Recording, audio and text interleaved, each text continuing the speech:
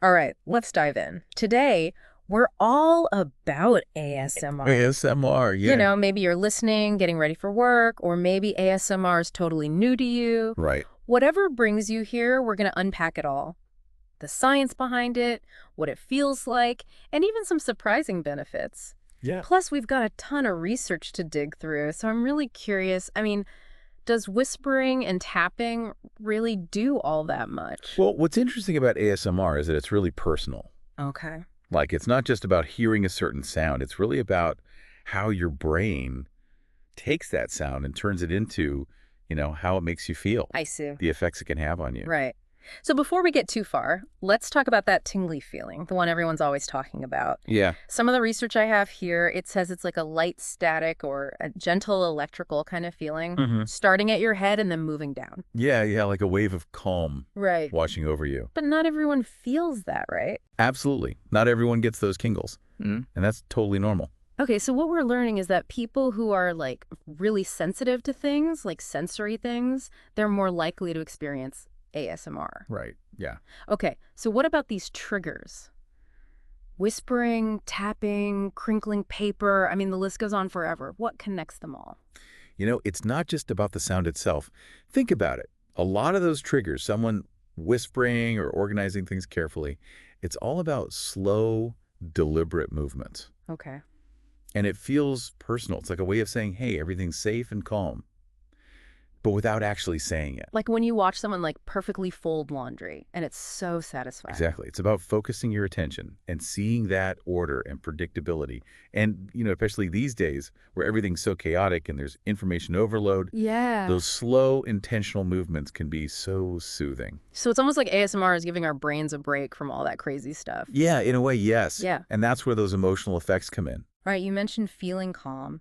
Research is showing that ASMR can actually lower anxiety and even boost your mood. Yeah. There's a study, it's from the University of Sheffield. They actually measured brain activity during these ASMR experiences. And what they found is that the areas of the brain that handle reward and relaxation, like the medial prefrontal cortex, those light up when people feel the tingles. Wow. It's like our brain is telling us, hey, this feels good, do that again. That's so cool. What's interesting is that brain activity, it's similar to what you see when people listen to music that gives them chills. Oh. So it might be that ASMR is tapping into those reward pathways in our brains. Okay, now this is what I find really interesting. We're talking about those feel-good vibes of ASMR. Mm. I've heard that oxytocin, the bonding hormone, might be involved. Right, yeah. What's that all about? There's more and more research looking at oxytocin in ASMR. The idea is that some ASMR triggers, like the ones that feel personal or caring, they might make your brain release oxytocin. And that could be why some people feel this deep sense of comfort and connection when they experience ASMR. So it's not just feeling relaxed, it's feeling cared for, like someone gets you. Exactly. The research is still going, but it's definitely opening up some cool possibilities about how ASMR can affect our social and emotional well-being. So if ASMR can be that powerful with our emotions, what about our physical health? Can it help with that too? Well, that's what researchers are starting to look into. Yeah. And there's promising evidence that it can help with insomnia. Really? There was a study published in PLOS One, and it found that people who watched ASMR videos before bed, they fell asleep faster and slept better. That's great. And it's not just sleep, right? I've heard some talk about ASMR and managing anxiety. Yeah, that's right. Several studies have actually shown that watching these videos can really bring down your heart rate and make you feel less anxious. It seems like ASMR's calming effects are more than just feeling relaxed. It's actually measurable.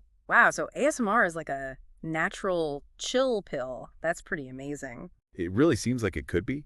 It's still early in terms of research, but what we're finding is really exciting. And what's even more exciting is all the different ASMR content out there. We've got people, ASMR artists, they're always coming up with new triggers and styles. Yeah. From soft whispers to like crinkling paper and tapping on different objects. It's like this whole world of sensory experiences, and it's Yeah. all designed to help you relax and unwind. But with so much out there, it's easy to get lost.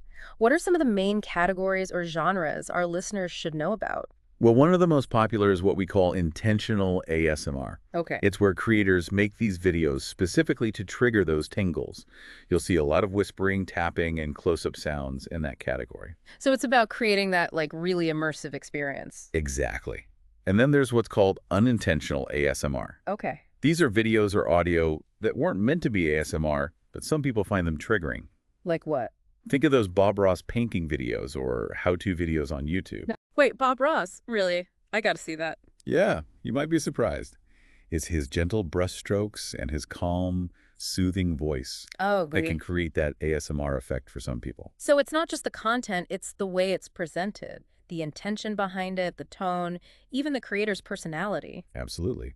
And that brings us to the ASMR community, which is fascinating. Right, you've got this passionate, supportive group of ASM artists and viewers connecting online, sharing their experiences. It's like a little world of its own with its own language and ways of doing things. It really shows how powerful ASMR can be, bringing people together and making them feel like they belong. And as the community keeps growing, we're seeing even more creative and innovative content being made. So it's not just finding relaxation, it's about connecting with others who get it, who appreciate this unique experience. Exactly. That feeling of community, it's a huge part of what makes ASMR so special. It's incredible how this whole ASMR thing has blown up online. Millions of views, channels dedicated to it, even live streams. It's come a long way from those early kind of rough videos. It really shows how deeply it connects with people, and how the content itself has changed is fascinating. In the beginning, it was mostly whispering, tapping, those basic triggers. Now you have elaborate role plays, 3D sounds, even ASMR tailored for specific interests, like history or science. I saw one where someone was whispering facts about space. I almost fell asleep, but hey, I learned something. Exactly. It's using that idea that being relaxed can help you learn better, something that teachers and even therapists are looking into. But beyond just individuals, ASMR has become a cultural phenomenon. Right. It's not just in our headphones anymore. I've seen ASMR style ads for everything, cars, chocolate, you name it. Why is that? Well, brands have realized that ASMR can really tap into emotions. Those soft whispers, the close-up shots, the focus on textures, it creates a feeling of closeness and trust, which is really powerful for marketing. So it's not just selling a product, it's selling a feeling. Exactly. And it plays into our need for these sensory experiences in a world that's so digital. Yeah. ASMR gives us this real, almost primal connection that's hard to resist. But even with its popularity, there's still this, I don't know, weirdness factor for some people. Like, is it okay to enjoy this? Should I be embarrassed?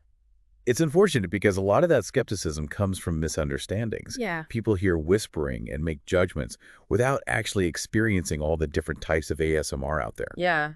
I read that a lot of the negative views come from not understanding what it is. Right. People hear whispering and jump to conclusions without really experiencing all the diverse ASMR content out there. Exactly. That's why it's important to talk about it openly. Yeah. If you're curious, talk to people who enjoy it. Try different videos. Form your own opinion. It's like anything else, you can't judge a book by its cover. Right.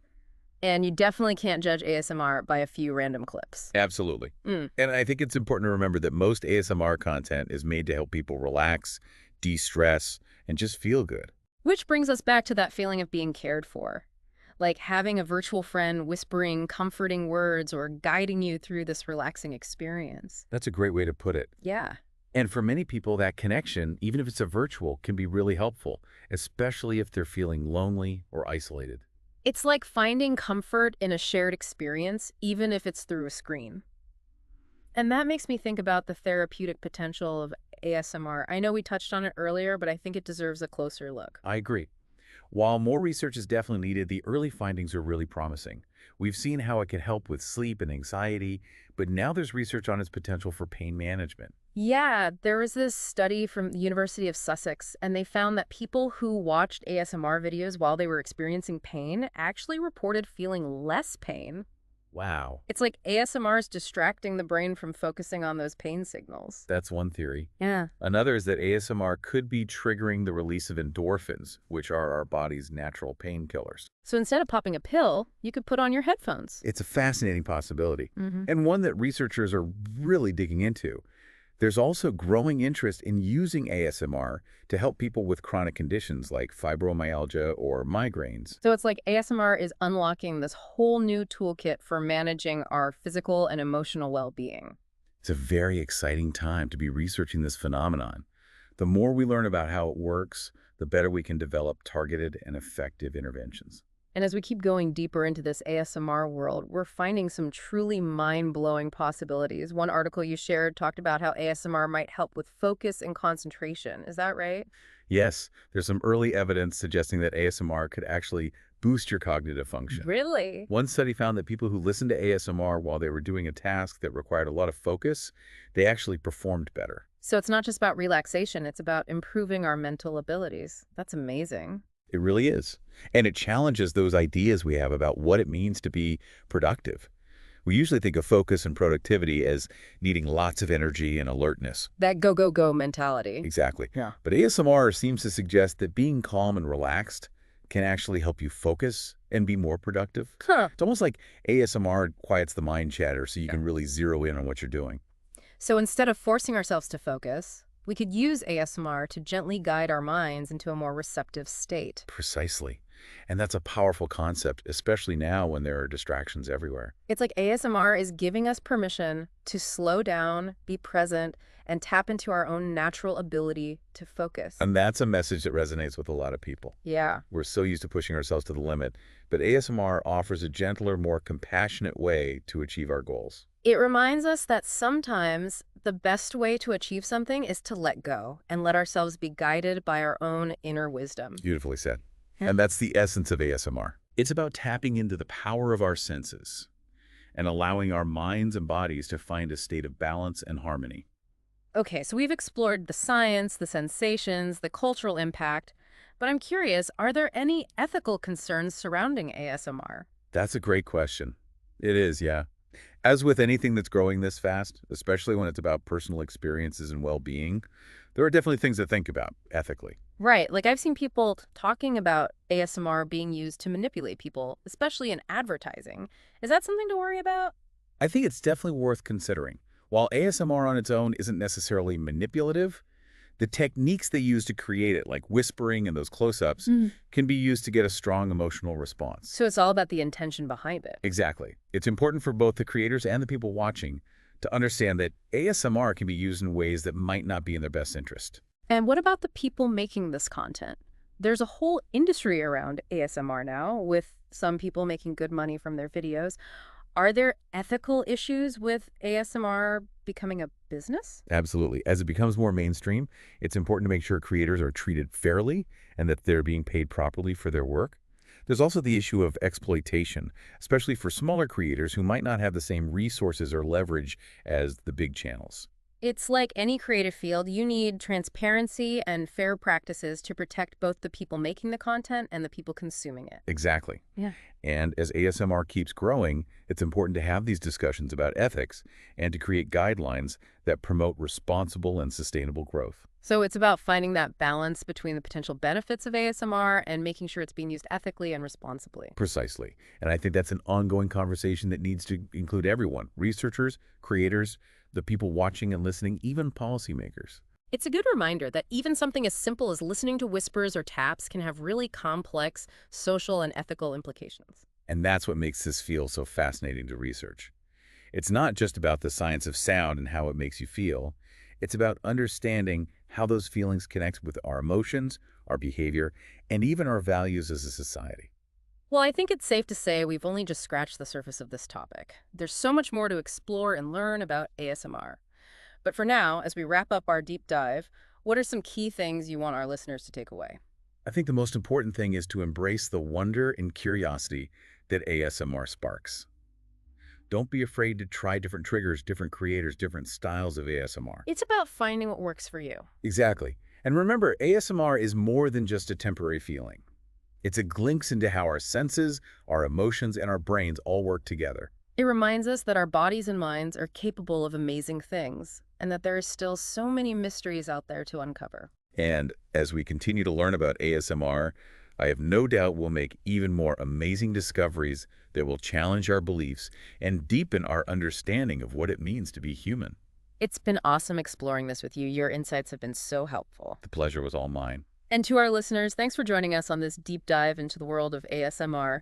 We hope you've gained a new appreciation for the power of sound and feeling and how it can improve our well-being. And maybe even felt a few tingles along the way. Until next time, keep exploring, keep listening, and keep those tingles coming. It is a great question. Um, as with any field that's growing really quickly, especially one that deals with personal experiences and well-being, Hmm. there are ethical things we need to consider. Right. Like I've seen discussions about ASMR being used, in a manipulative way, especially in marketing or advertising. Is that a valid concern? Yeah, it's definitely something to be aware of. ASMR itself isn't inherently manipulative, Hmm. but those techniques they use to create it, No. like whispering and close-up visuals, those can be used to really evoke, strong emotional responses. So it's about being mindful of the intent behind the content. Exactly. It's really important for both the creators and the people watching or listening to be aware that ASMR can be used in ways that might not be, what's best for them. And what about the creators themselves? There's a whole economy around ASMR these days. Some people are making a living off of their videos. Are there ethical concerns about, ASMR becoming so commercialized? Absolutely. As ASMR becomes more mainstream, it's important to make sure that the creators are being treated fairly and that their work is compensated properly. And there are also concerns about exploitation, you know, Mhm. especially for smaller creators who maybe don't have the same resources or bargaining power as the bigger channels. It's like any creative field. There needs to be transparency and fair practices to protect both the creators and the people who are enjoying their work. Exactly. And as the field continues to evolve, it's important to have these open conversations about ethics and to develop guidelines that promote, responsible and sustainable growth. So it's about finding that sweet spot, that balance between the potential benefits of ASMR and the need to make sure that it's used ethically and responsibly. Precisely. And that's an ongoing conversation that everyone needs to be a part of. Yeah. The researchers, the creators, the people who are listening and watching, and even policymakers. It's a reminder that even something as simple as listening to whispering or tapping can actually have complex social and ethical implications. And that's what makes this field so interesting to study. It's not just about the science of sound and sensation. It's about understanding how those experiences connect with our emotions, our behaviors, and even our values as a society. Well, I think it's safe to say that we've only scratched the surface here. There's so much more to explore and understand about ASMR. But as we wrap up our deep dive today, what are some of the key takeaways you want our listeners to leave with? The most important thing I would say is to embrace that sense of wonder and curiosity that ASMR brings up. Don't be afraid to explore different triggers, different creators, different styles of ASMR content. It's all about finding what speaks to you personally. Exactly. And remember that ASMR is more than just a feeling. It's a window into that complex connection between our senses, our emotions, and our brains. It's a reminder that our bodies and minds are capable of incredible things and that there's still so much out there to discover. And as we continue to learn more about ASMR, I have no doubt that we'll make even more fascinating discoveries that will challenge what we think we know and expand our understanding of what it means to be human. It's been fantastic exploring this with you. Your insights have been so valuable. It's been a pleasure. And to all of our listeners out there, thank you for joining us on this deep dive into the world of ASMR. We hope you've come away with a new appreciation for the power of sound and sensation to really transform our well-being. And maybe even a tingle or two. Until next time, keep exploring, keep listening, and keep those tingles coming.